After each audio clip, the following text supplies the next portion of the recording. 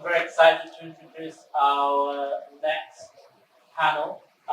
Features two amazing visual artists, Christopher Samuel and Valerie Amani, and it's going to be moderated by the wonderful Susanna Hall.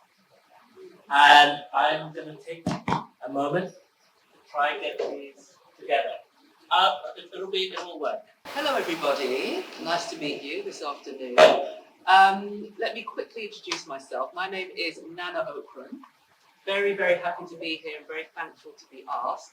In the context of today, I'll just quickly say that I am an editor and a commissioner, and I run a platform for stories and storytelling, mainly from artists and cultural producers based throughout the continent of Africa and beyond. Okay, so I'm very, very interested in stories and storytellers.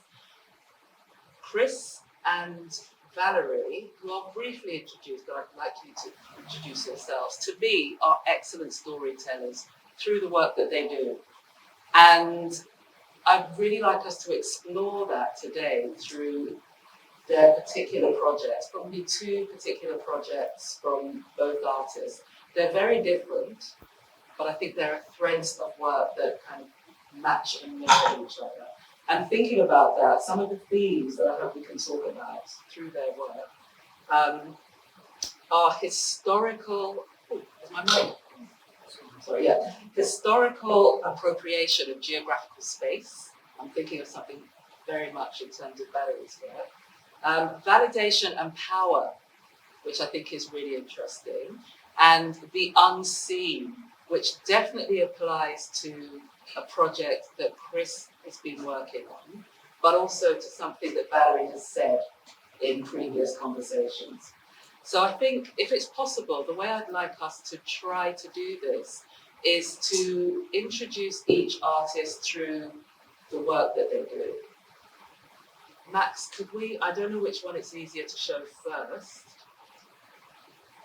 It would be great perhaps to show Chris's work, if we have it.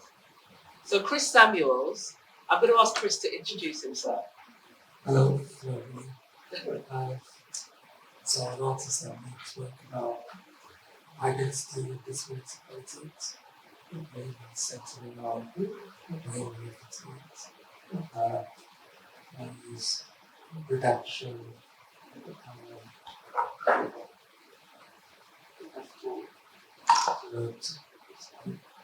so various topics, mainly around marginalization and racism.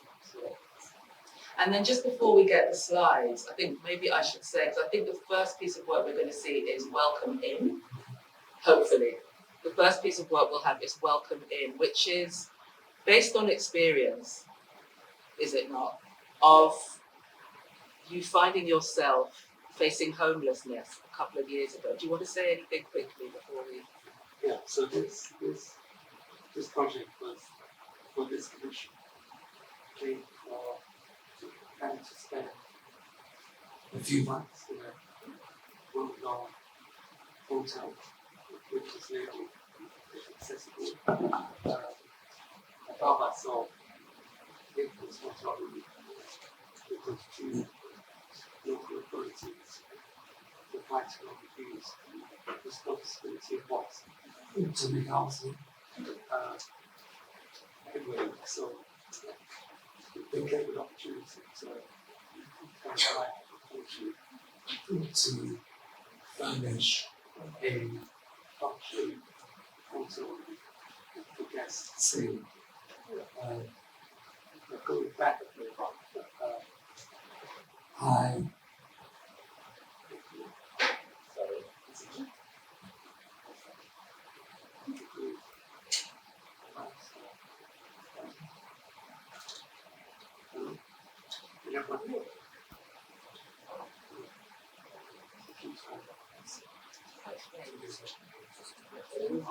hello? Yes. Okay. Alright, where do I start? Technically, I was very hopeless because two local authorities were fighting over whose responsibility to make housing And I found myself in a well-known chain also in a part-time room, which was very much accessible. There wasn't, I could use the bed, could use the toilet, could use the shower, could sit in front of the dressing table. Anyway, I applied for a commission to fabricate or furnish a hotel room, and I wrote a proposal to create a hotel room which was inaccessible for capable people to experience spaces that wasn't designed for them. It kind of play on the idea of the social order disability. And it's so shall I go on? I think so, because I think we've got some interesting slides to talk through, but I will ask you some questions. Okay, so for instance, when I drew up the floor plan, the contractors, each part of the process, the contractors will come back and I had plans, I had certain plans. I told them to put the bathroom door hanging on the opposite side and trap it behind the toilet so you couldn't shut it, so there was no privacy. They didn't do that. They were putting it back to the standard kind of height. And I said, but this is the whole point of it.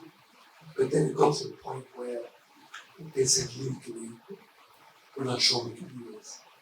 So they had to check with about people. And then, so for instance, the TV is in the alcove. So you can't really see it, so when you functional, the bed itself, I designed the bed, which is the standard height of the average person. What is that? So, getting in and out of bed is difficult for anyone. The toilet door can't shut in. The lights are below the bed. The table, I created a table which the bed, the chair, the table was flush, so you couldn't sit underneath it. So little things like that. Initially, people thought it was a gimmick, and I knew it's a gimmick. So the kind of feedback I got from it was the first night, people thought it was hilarious. Second night, not so hilarious. But by the third night, I had a whole new realization of what inaccessibility looks like, one lifetime of inaccessibility. I also had some feedback from Daily Mail readers, which said, you were paying for something like that. You were paid to stay in the room. That's inaccessible. That's a point. Thank you. So let me recap. So this particular project, so it was called Welcome In. Is that the name that you gave it? Yeah. Okay, so Welcome In, so there's obviously a play on those words. And so you were commissioned to create this room. And because I had asked you previously, what were the reviews like? And so you told me it wasn't so much the experience of the end users, it was the contractors that you felt you got a lot of the problems from. Yeah. Is that correct? Yeah. And what were some of the reviews? You know, were there sort of proper bona fide people who stayed? Yeah, so like I said, I think one of the I quoted would say first time was fun, next time wasn't so fun. And just a realization that someone else also said this kind of shows the social model of disability practice, which was a triumph for me. because a lot of our practices based on raising awareness or kind of great conversation.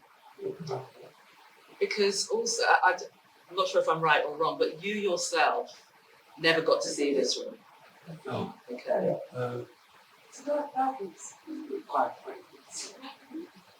because so there was various other groups fabricated by different artists. But when I went on site to see if I could go up and live and think it. So I was like, okay, this is perfect. This is why it's important. By the time I've got to go up, obviously I could get into it. And everyone was really like trying to get me to it. I said, it's fine. That's the whole point. So yeah. Because there is something about the theme of power running through, you know, who builds what, who occupies, and so on. When you were commissioned, what was it your intention to make the users feel a certain way, or what were you also told by those who commissioned you? They're called Art B&B. Is that right? Unlimited. Unlimited. Unlimited and Art B&B. Those two qualifications. Yeah. I was worried. I thought there's no way they could kind of accept my proposal. Do that, but they were really excited. They had some reservations around when people want to book a night. My room was the most popular room. Was the most popular? Yeah, so I think it did its job. Because it's interesting, because your reaction to it, I can see it kind of makes you smile, because I don't know why. You know, is there an element of wanting other people to get a taste of a certain feeling? But was there ever anger around that, around how you felt? No, so I think I was angry with the hotel I stayed with because it's a well-known chain. Why don't they have accessibility at the forefront of rooms they provide for people? That discipline. I think they have a duty as well to make things accessible. But my intentions with government is I don't expect everyone to have the same experience, different experiences. It's quite easy for me to say, this is my experience.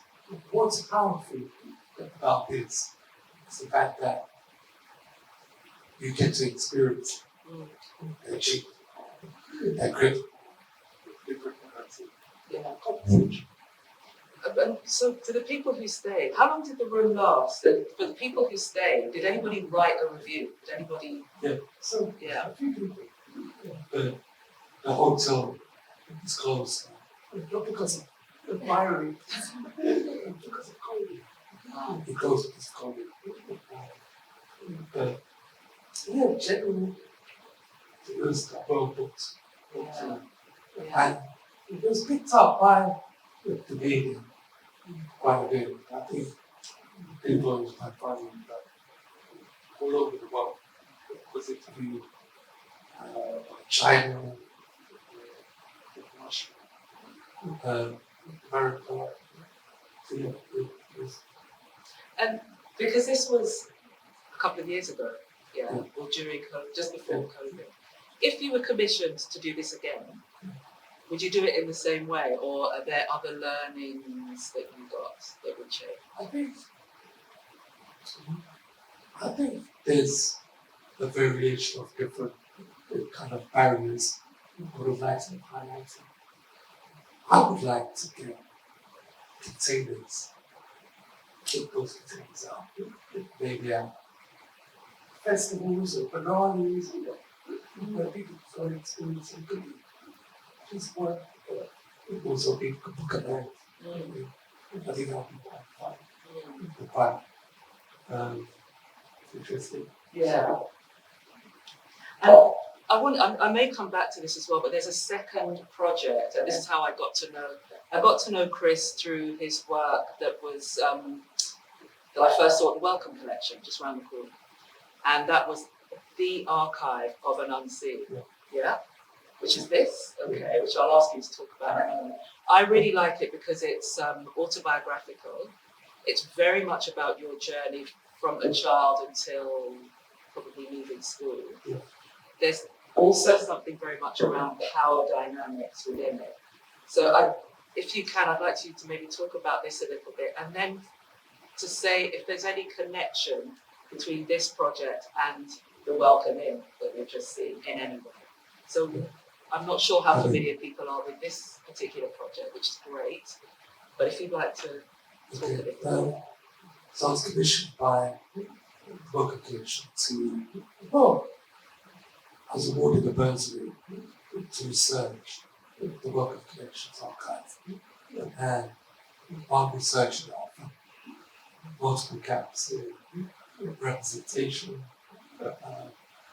and a narrative around a certain period in history where I grew up in the 70s and 80s, and it was missing from the collection of and it was nothing represented people who looked back before people who grew up during the same period.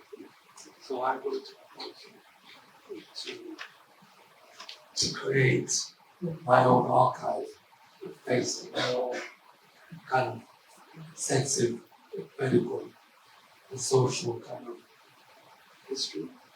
And I built up the archive based on medical documents, so I retrieved all of my medical records, all of the social services, letters, school reports.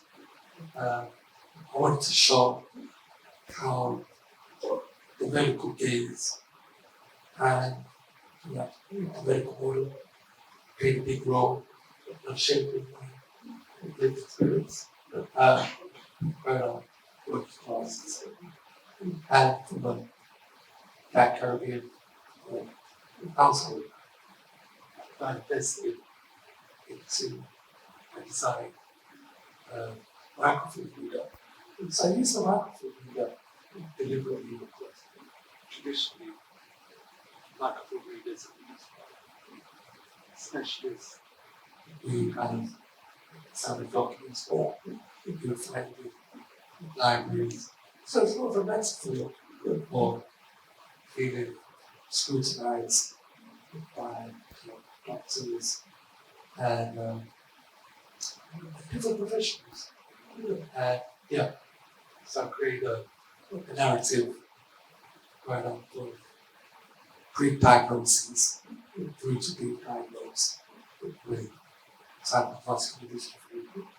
I interviewed family members, I interviewed professors that looked after me, about human school reports, which spoke about my resistance to not being kind of receptive to what they tried to teach me, then being forced out of the mainstream school into a special school and not being taught the proper kind of curriculum that having to find together out of that school into a mainstream school. So there's the thematic various different themes which run. And because I loved it, I don't know if anyone's seen this particular piece of work, but the way it worked for me, if I just talk about it in terms of being a visitor.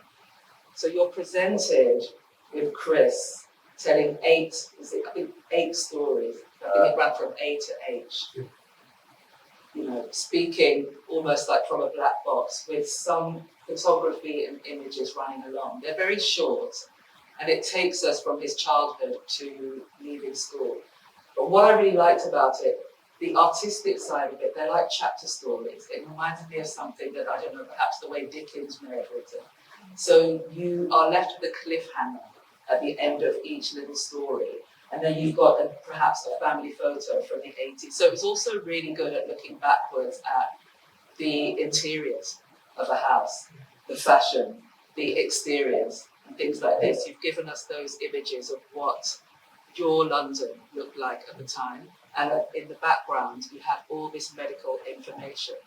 And you've built an archive, so all these documents and forms that are probably endless, and probably to anybody else fairly mundane, you've redacted them and created something that you've also framed, I think. So it really shows The archive is built from you are an artist, but pulls from lots of different types of formats, if you like.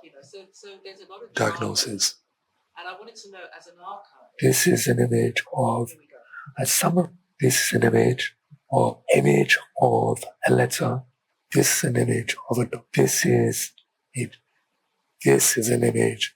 This is an image of me and my cousin. I'm seated on a bike, wearing a vest. My arms are quite thin due to my muscles wasting. One of the ways I rebelled was getting a paper.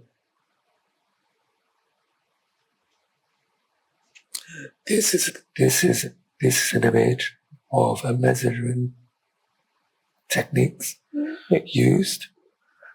This is an insert from my file, medical file, and on the screen there's a doctor examining a child in their underwear. I remember being surrounded by junior doctors as they examined me. They would ask me to do various movements, touch my nose, close my eyes, walk while they watched. I felt exposed and naked. Most of the time I did this in my underwear, in full sides of So that's slightly living with early state. Is that taken straight from it gives us a little bit more? But what I was going to say, you get fashion, you get music, you get design, internal and external. You get masculinity in there. So there are a lot of these different themes that are all captured and come from documents and things that are just fairly mundane to look at. And I wanted to know, are you going to continue the archive or what? Yeah, so I think the next kind of stage, it's going to be a film. It's applying a script for a film to be that next installment. Should be fun. So yeah. Okay, and just last question before I move to Harry, okay, and then come back to you. Do you think there is a particular connection between this project and the Welcome in designing the hotel room project at all, even in terms of mood, emotion, background thinking? I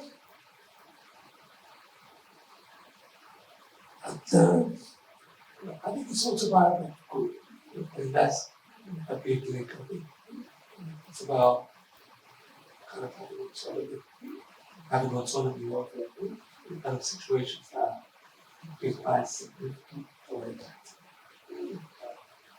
I think as my practice develops, I become more ambitious and the projects become more bigger.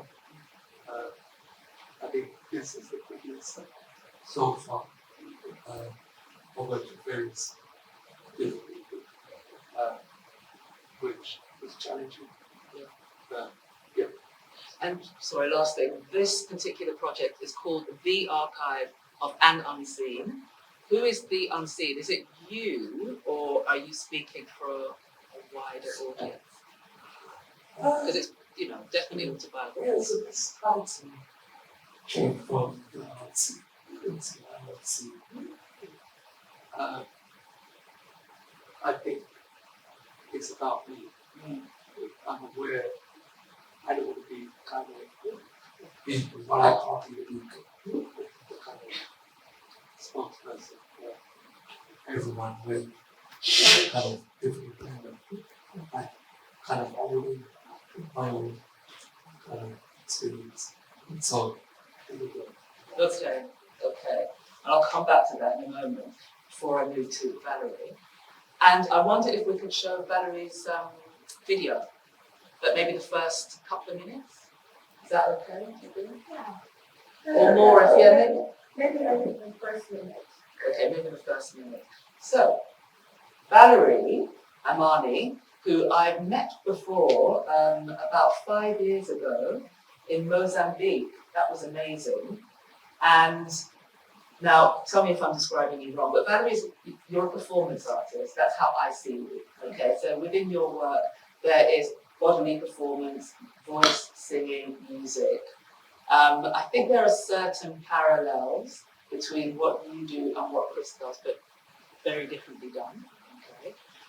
The project that we're about to see is, do you want to explain it? Do you want to introduce it? Yeah, sure.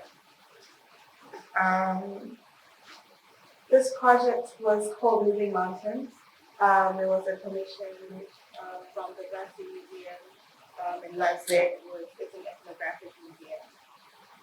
And it was a collaboration between a German collective called Ocran, and we were the Tanzanian collaborators. And I guess it's dealing with parliament, it's dealing with restitution, and this particular project was based on a stone that a colonial geographer, Hans Maya, claimed to have taken from the top of Kilimanjaro. And the whole narrative is he took Africa's highest mountain, the top of Africa's highest mountain. And I think the whole, from our side, it was me and Rahim Ashashag, a collaborator.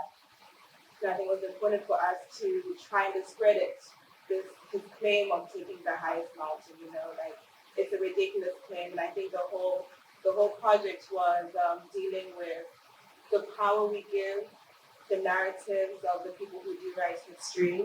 And it was in two parts. We had a spatial installation, which was we called a void. It was like a round structure with sound.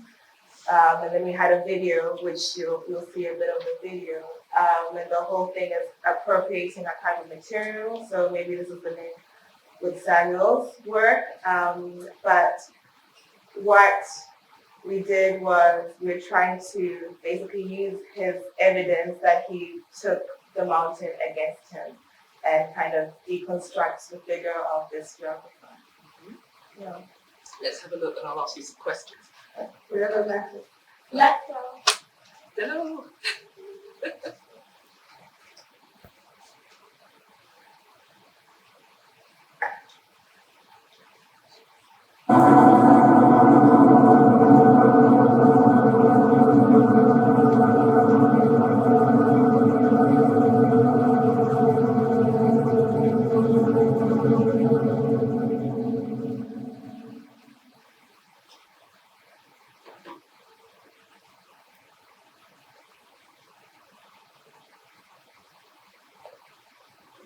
The explorer who came to rename a name, to take a name. My given name needed a Christian name, an easy on the tongue name. To make notes, to take notes, to make conclusions. Watoto wangu mimi mama yenu, sina nguvu tena za kuua simba. Simba ni mkali, aliua baba, akaua mama, akaua kaka, akaua dada, sasa kimbieni.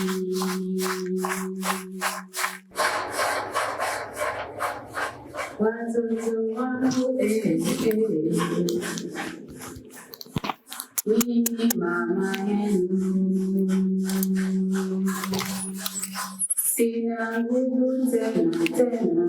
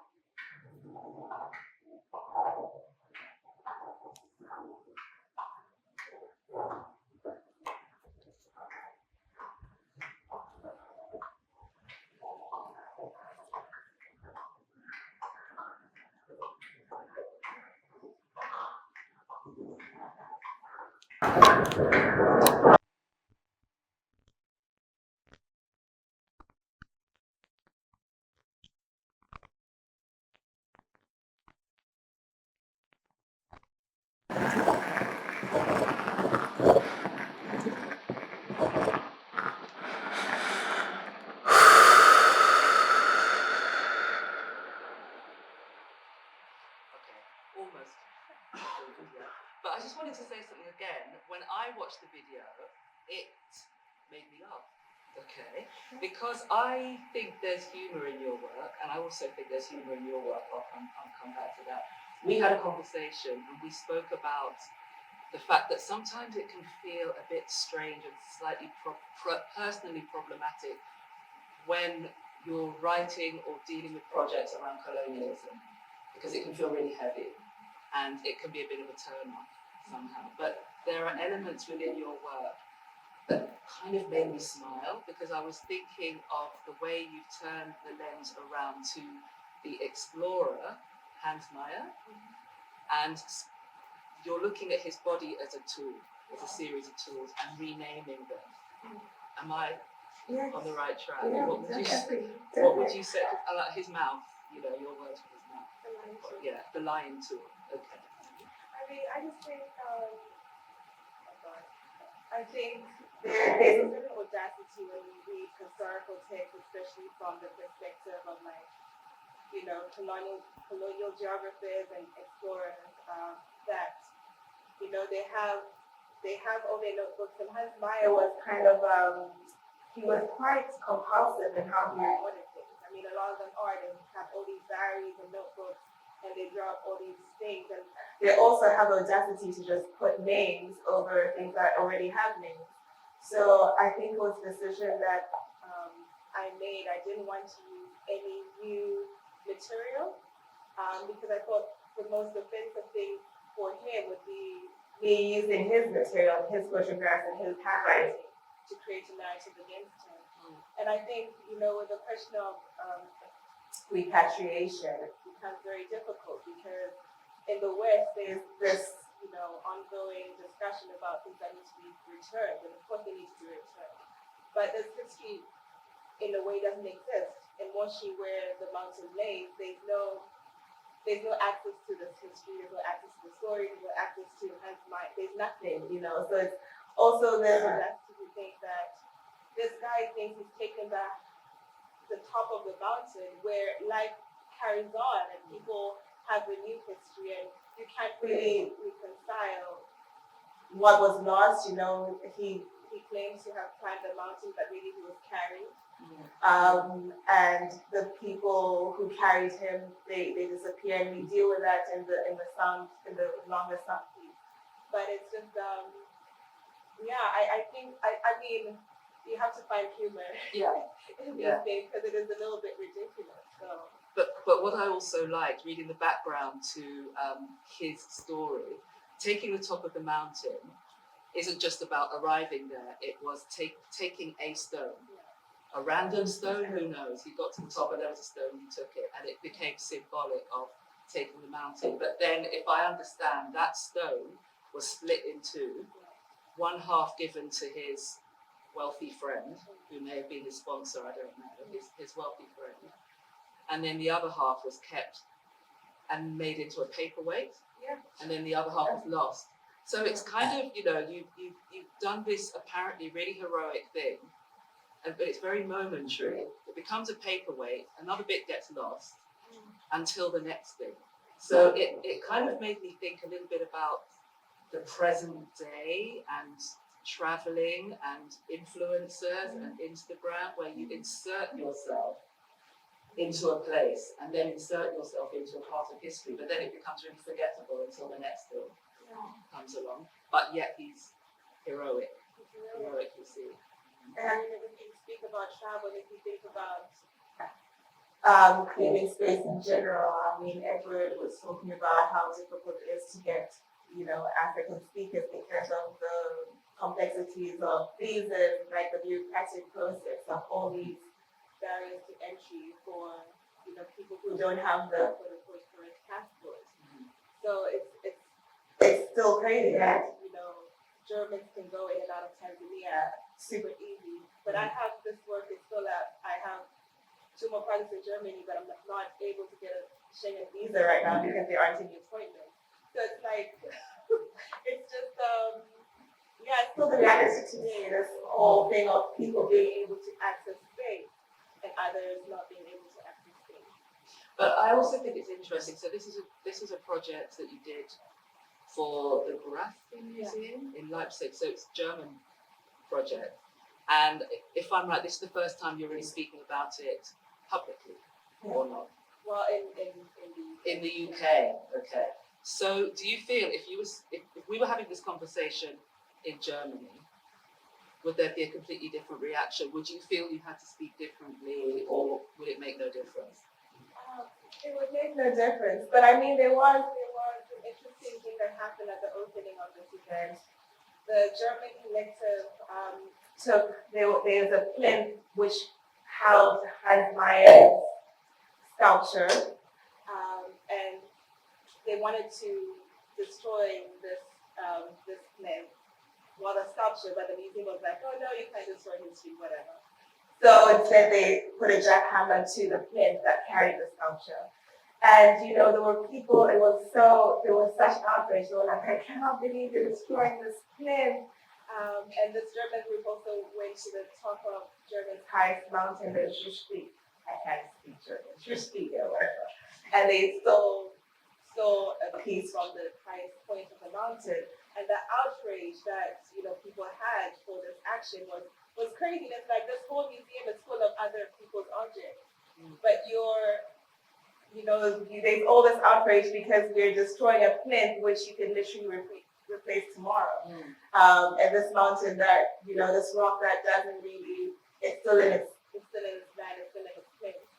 So I mean, I think the German audience, in a way, there's a part of it that is you're realizing that you're part of this history, but they still are very much attached to this idea of education as opposed to, in contrast rather, to them being like, I think when I spoke about it's kind of like a masochist action. It's like, oh, we're so horrible, but we keep on having these talks and these exhibitions, but it's really, I don't know where it's going in a way. But thinking about some of the themes, power, validation, and the unseen, I keep coming back to that word.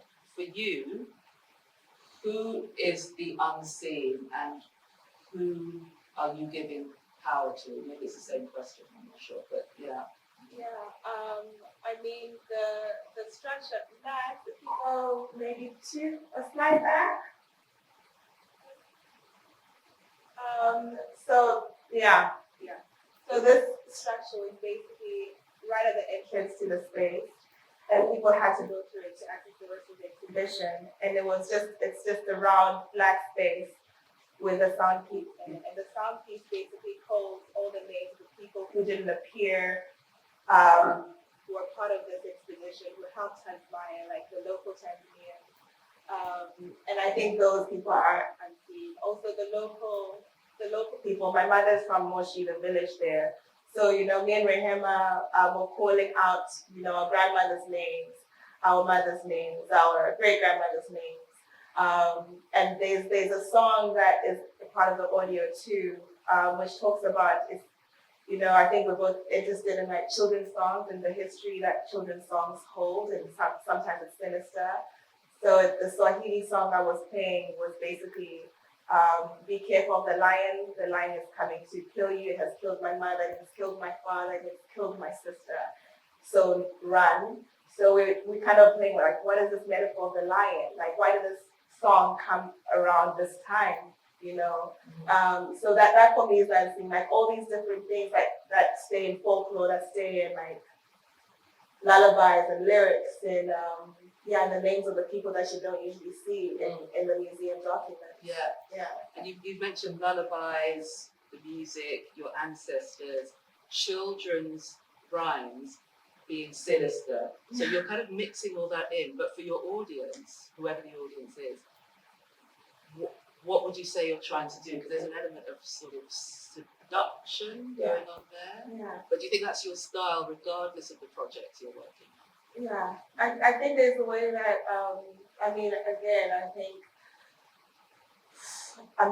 my personal approach is that we already know what's wrong. We know the history. It's very clear what's right and wrong. And I think it's maybe a way to, how do you make people feel what you're feeling? Yeah. And I think I use language a lot, and even with the video too. There's points in time where you can understand what is being said, and there are points in time that you're isolated, you know. And I experienced this working in Germany. Like, I don't speak the language. It's very, like, there are times that people are speaking English and then they suddenly switch to German. So I wanted to do the same thing with this feeling of like, sometimes you understand, but sometimes you don't understand. And having this space that we could just make, this is our space. Yeah. And you are welcome to sit in it. And sometimes you feel welcome and sometimes you don't.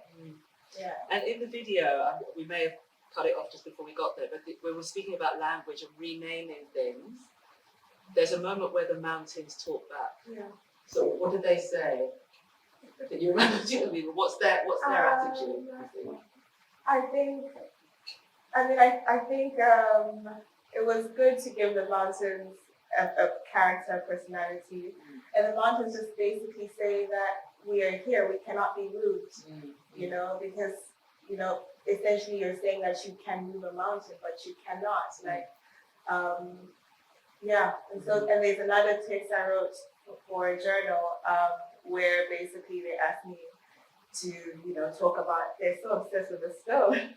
And I'm like, well, the mountain doesn't care about the stone because the mountain is still there. And like, you're giving it more power by saying, you know, the stone is so, but the stone is a stone. Yeah, a paperweight. A paperweight. But what you actually took was more like the accolade that you gave yourself. You know, that you climbed, you were the first to climb this mountain, which is completely false. So but the mountains don't care. The mountains don't care. But I love the way that you've got all this one story, but a series of stories from something within an archive.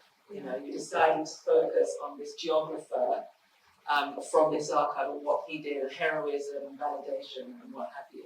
And then I also love the fact that you have created an archive, a biographical one that you'll probably go to build on. So there was something that I asked the two of you when we spoke another day.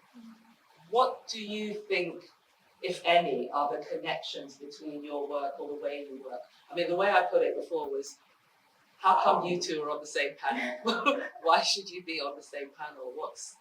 Are there any particular similarities for either of you? Okay. I think Chris's work, I spoke about this with the Pink Lady, which you put yourself at the forefront, you know, and you're being vulnerable. And you're not performing because it's your life, you know, and I think I've had most of my other works, I have myself or my body in the work. And I think about the question of representation, and I know I am terrible with quotes, but I know I should embed their rights about also the danger of letting other people represent you. And And what I like about your work is that you're representing yourself. You leave no room for there to be misrepresentation. And I think I find the same about when I want to create work about where I'm from. I'm like, let me represent myself. I don't need someone else to represent me. Yeah. So I think that's, Yeah, one of them. I agree. I agree. I thought sure it's that, but I did think about that. What is it? Like you said, it's like we do a lot of performance plays. Being performing first, so that was the first time for me being forefront of again. It's speaking for and not on behalf. Yeah. I suppose before we kind of continue the conversation, I wanted to encourage people, because I forgot to say this at the beginning, to ask any questions at all of either of the artists, and really please, expose any of your curiosities in any kind of way, so we can open it out to you as well, about either of the projects or the background and so on. Yeah. Mm-hmm. I don't know if you have a mic. You may have to stand up and shout. Do we have a roaming mic? Yeah.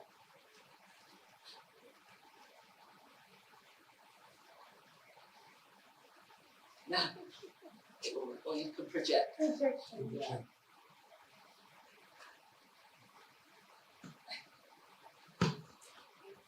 Thank you very much for your presentation.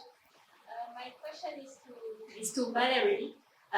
When she asked you about new art event scene, and that she was talking that here you wrote the names of the people who helped the geographer going on top of the mountain. I was just curious to know if it was easy to find those names. Were they in the archives of the geographer? The names were in his diary, but they were only the first names. So our collaborators had gone to Moshi before, and were able to find kind of descendants of them and to get their full names as well. So that was, but it's not really. There was one main guy who we actually share the same name, Amani, who appeared a lot, but there were three other men. There was one we weren't able to find his name who appeared in the photos, so we only had photos of him, but one of them we weren't able to find his name. Yeah. Do you have any other questions? Yeah. I thank you for this great conversation.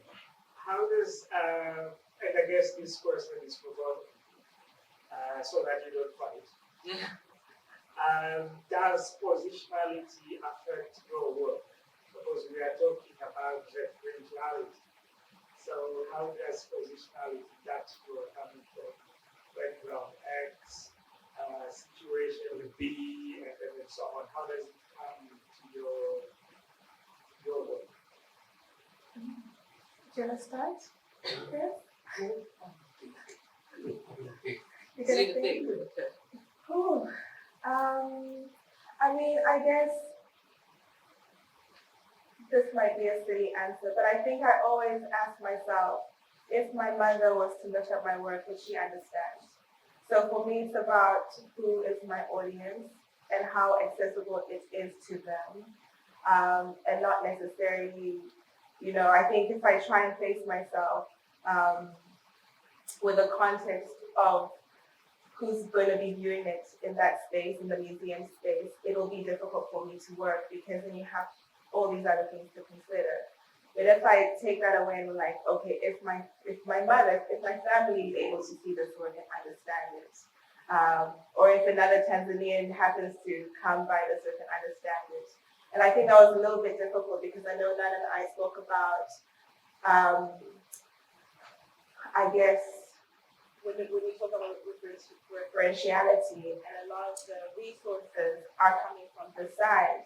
And when I was doing my MFA, I had to kind of become comfortable that my references were going to be different. You know, I'm not quoting Baudrillard, I'm quoting Louis Wationgo, for example. You know, so I think, yeah, I think it just, I don't even know how to answer the question, but. I think you can't do much with. I think similarly, accessibility to the work is at the forefront of anything I do. So if someone off the street who can't understand the work is not doing the job it should be doing. And as well, I think, again, so I would ask people who are not familiar with art, what do they think this is about as a starting point? But as well, I think a lot of this sounds bad and it goes against everything I was taught. But I try to work in a way that's so not too much influence externally. Otherwise, I get distracted by that and it kind of dilutes my attention. So, Because I was just thinking about your archive as well. It went up to a certain point, which was still basically when you just left school. And I found myself asking the question of at which point did you decide to turn these experiences into an art form, and which, by choosing certain processes? Because I remember the last slide, there were some graphics, like some line drawings and so on. And to me, that said, okay, he's entering into an artistic phase. That's how I read it. kind of, I think that was an end of one chapter.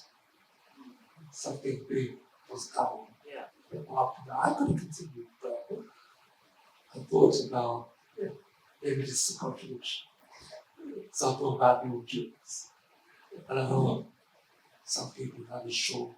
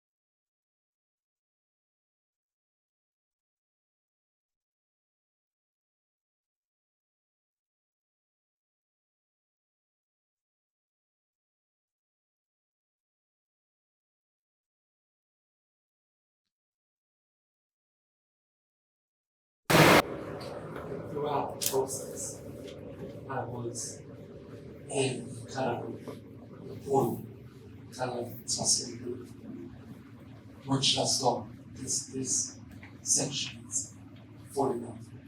Can people take this in?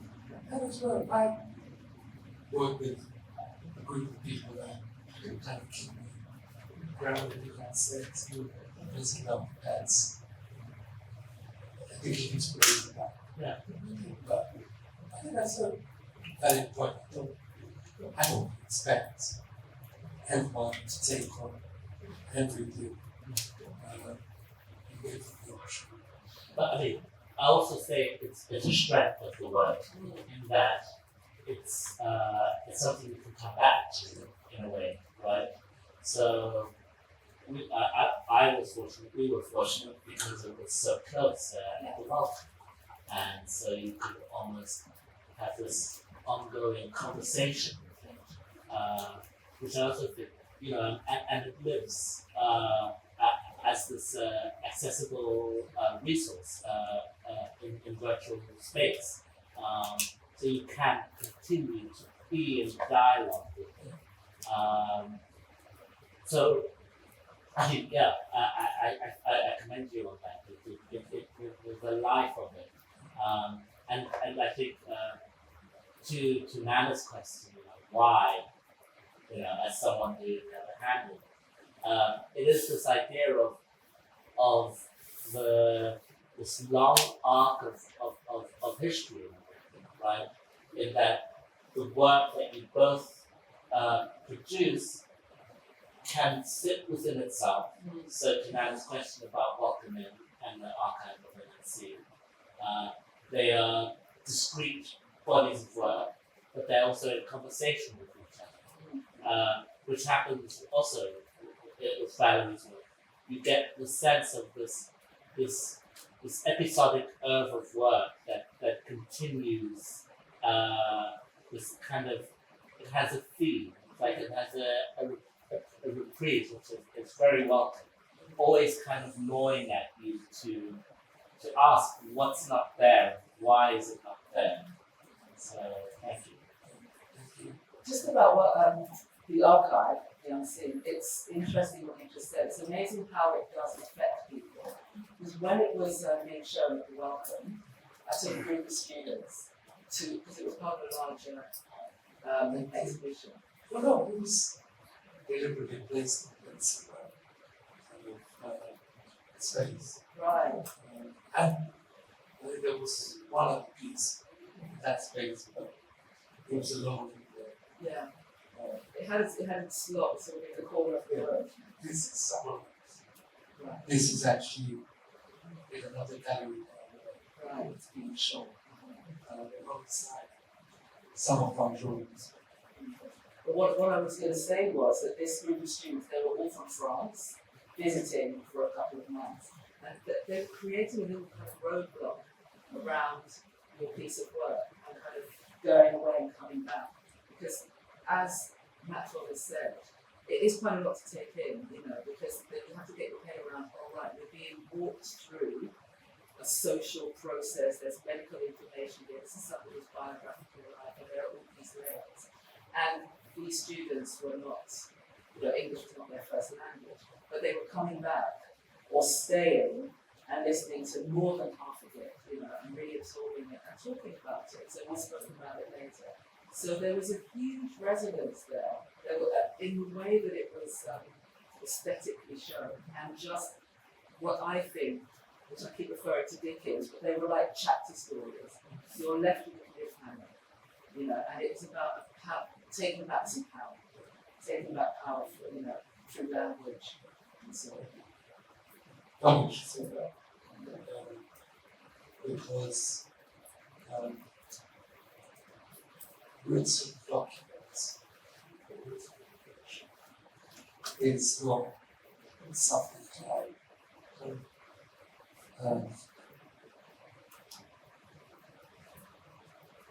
I don't enjoy written documentation. It's always been something where it's not accessible. Now, That's what I really want. And it's systematic. We take a lot of those documents have to were recognized to use against some way. We're not just these. Yeah. Any other, we have about 5 minutes or so. Any other thoughts or questions from the floor? Yes. Different hands. Thank you for both really inspiring work. My question is a little bit about the transition from now to the future, which is, so you mentioned the audience that you want to appeal to now. And you talked about the archive being, in a sense, restored in a very cumbersome.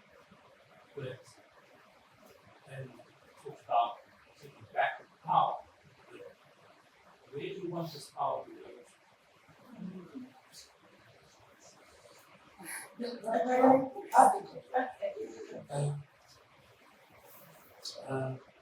For me, it's about representation. I don't expect to make real big change, but I think everyone who engages with work will get something from that. They will shift and take on its own life. How cool people will learn something from that. So that's the successful.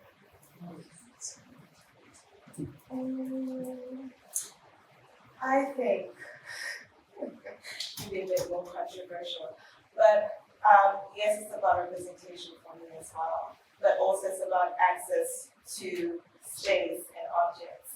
And I was speaking to a cousin of mine, and she was like, "Okay, if it's such a big deal for all these others to be returned to the continent, why don't governments like the German government issue 5,000 visas for Tanzanians to come and see the objects?" When you go to the National Museum of Tanzania, it's incredibly frustrating because you have literally, I'm not joking when I say printed out pictures, laminated, stuck on the wall of things. So for me, it's about how do we now bridge that gap of it's about knowledge, it's about who has access to that knowledge. So for me, the future looks more equal in terms of if these people have access to this information, these people should have access to that information. Yeah. Sorry. My name is Roxana Kumar. Not mentioned here, and I work with about 2.2 million objects overseas. And I am making a comment because you have actually renamed people, actually people who've identified who they are. And I think there's another project that's actually is right on the doorstep, which is unearthing that history of the families, and making that part of the archive in Tanzania, so that it becomes quite a potent dialogue between what is in Germany and what is in India. But I'm also very inspired by what you have done because very provocative and not using and I mean, it's not making bad sense, because I think that's very important. We have panels in one of our museums, which is 200 years old, called the Linton panels. And people have made a huge deal about it. And it would have been very good for our researchers to be looking at your work and seeing how they can collaborate as well. So thank you for your